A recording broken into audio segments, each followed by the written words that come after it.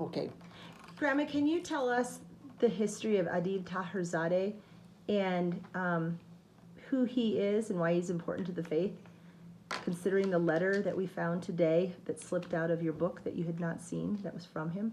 That he wrote to Helen. That he wrote to Kaish. Helen, yeah. Yeah. Well, Adib Taherzadeh's father was in Akka, and Baha'u'llah was in Masre, which is a house nearby I could show you a picture of sometime. And it's probably 5-6 miles away. And every other day, Adib's father would walk out to visit Baha'u'llah, to be in his presence, as he put it. And as he was walking out there, I want to ask him this, and he'd think about all the things he wanted to ask Baha'u'llah. And then when he got there, he couldn't speak. He was just so overwhelmed that all he could do was just be there. That's weird. Well, maybe. And so, but Baha'u'llah would then proceed to answer all of the questions that he had in his mind as he was going out there. And I'm going to finish up a little bit more with Adib's father, because then Adib's father eventually asked Baha'u'llah, can I be martyred for the faith? Can I please be martyred for the faith? That means, can I die for the faith? Can I die for the faith? And Baha'u'llah told him, no, you are going to go back to Iran and teach the faith, and you will live to a very old age. So you know what he did? He went back, and he knew he wasn't going to get killed. He wasn't going to be martyred. So he would just go up to the mullahs, the ministers, and the important religious people in Islam, and he'd just tell them about Baha'u'llah, and he didn't care. Now, of course, he got thrown in prison a lot, and he got tortured and so forth, but he didn't die. Good. So anyway, that's that piece. And then Adib's father and mother had several children, but most of them passed away. And so when Adib was born, he was sickly. And they wrote to Baha'u'llah and said, can he please live? Did he live? And it might have been Abdul Baha, now that I think of it, that they wrote to. But anyway, the answer was, he will live to be very old. And no, I got that mixed up, sorry.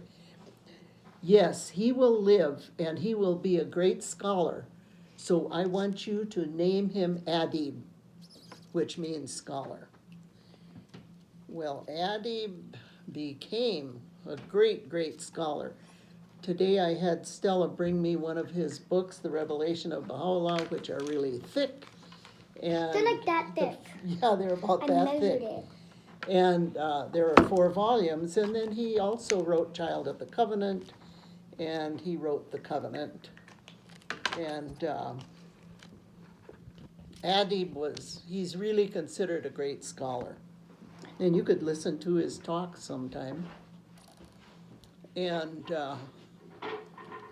he was at a summer school in Minnesota. Cool. And that was, I have a picture of. Is he still alive?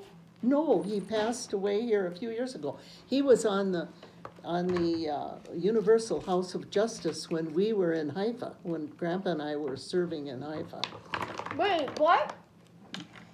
Yeah, he was. Let me get this straight. What, honey? Swallow You first. work for the faith? We all do. Well, we served we all do, in different capacities, but we happen to be at the World Center serving the faith. Kind of like your cousin Ethan is Yeah, serving what right Ethan now. is doing. Wow. There's lots of jobs to do there. Yeah. But he was at your summer school. Yeah, he was at the summer school, and he was at that time writing these books. He was still writing his first volume. And And he needed material for his book and whatever, and he talked with Helen, and he said one of the things that he needed for his research were the Star of the West, which of course now are all on the internet for you kids if you wanted to read them, but he didn't have access to them. He was serving in Ireland at the time. And he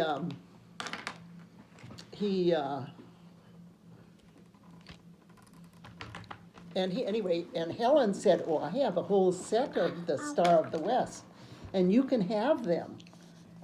And he so appreciated that she had given them to him and sent them to him. Actually, John Bolig, who was at that time a Baha'i in Anoka,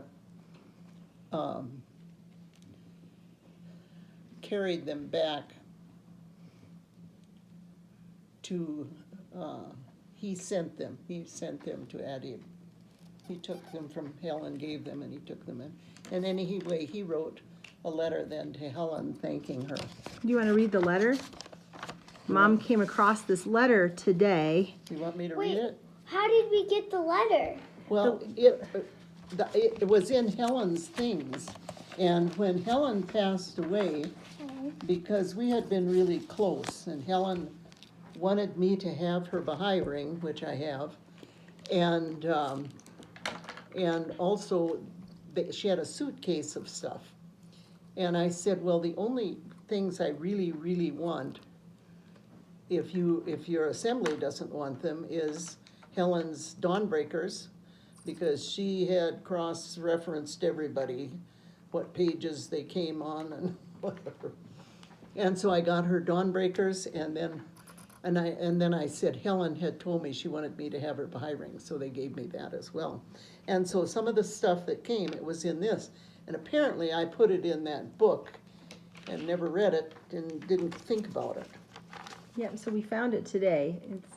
It's March 2020. But go ahead and read the letter that you found today. Yeah, this was... And the date of it. The date, this is from, he wrote this letter from Dublin, Ireland. And it's October 11th, 1971. See, we had that summer school, we had just had it that summer. Okay, now here it is, October.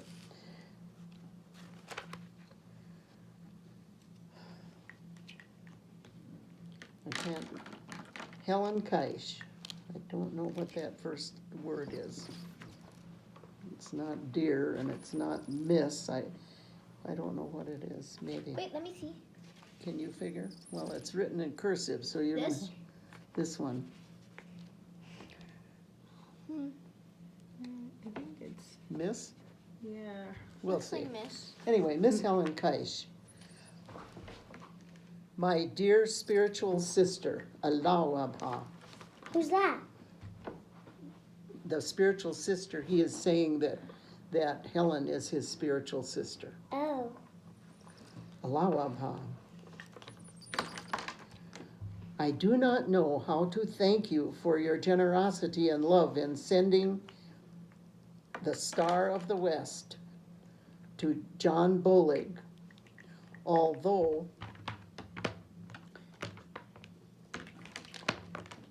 they have not yet arrived in Dublin, but John tells me that he has dispatched them.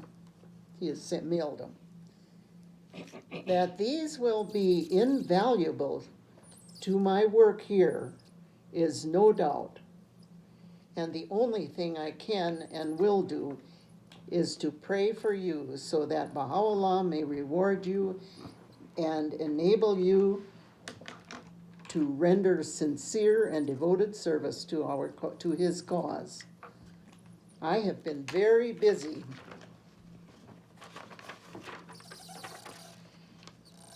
since my return from the U.S. and very much behind my work. The cause is growing with great speed in Europe, and we had, during the last few months, an unprecedented increase in the number of new believers. in Ireland, a number of Catholic youth have joined the faith, and they have become very deep and attached to the faith and have brought about a great change in their own lives. In a few months' time, we will be electing our NSA for the first time in Ireland, What's that? the National Spiritual Assembly, who we get letters from our National Assembly every feast that we read.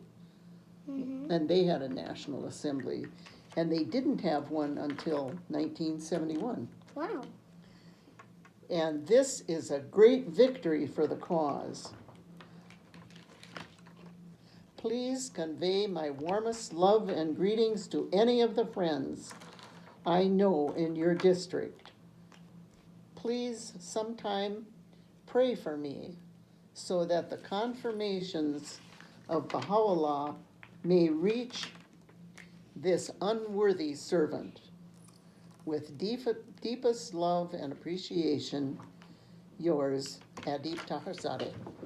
Can you explain what Star of the West, is it a book, is it a tablet, is it letters? Star of the West was communication, was kind of like a newsletter that the Baha'is of the West, well, obviously Star of the West, and it was, most of it's about Abdu'l-Baha. It's when he was here, things that are not necessarily authentic at all, For the newsletter of but a what's lot of happening. history in it. Thank- Yeah, Thank you. and there is, quite a bit of, there's quite a bit of Star of the West, but now they're on the internet, which, of course, that time didn't exist. Awesome. Thank you, Mom. I'm not done with mine, Mommy. And that was Jeanette Brayton. Wicked. I mean,